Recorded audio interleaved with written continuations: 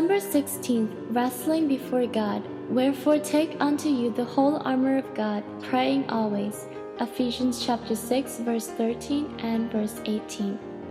You have to wrestle against the thing that prevents you from getting to God, and you wrestle in prayer for other souls, but never say that you wrestle with God in prayer. It is scripturally untrue.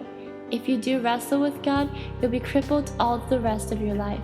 If, when God comes in some way you do not want, you take hold of him as Jacob did and wrestle with him, you compel him to put you out of joint. Don't be a hirpler in God's way, but be one who wrestles before God with things, becoming more than conqueror through him.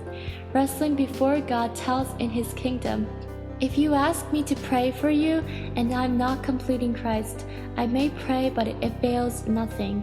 But if I am complete in Christ, my prayer prevails all the time. Prayer is only effective when there is completeness.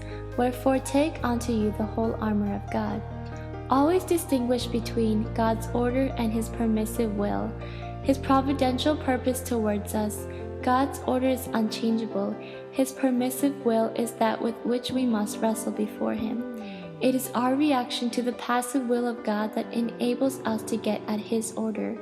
All things work together for good to them that love God, to those who remain true to God's order, to his calling in Christ Jesus.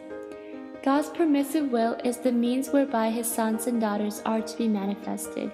We are not to be like jellyfish saying, it is the Lord's will. We have not to put up a fight before God, not to wrestle with God, but to wrestle before God with things. Beware of squatting lazily before God instead of putting up a glorious fight, so that you may lay hold of his strength.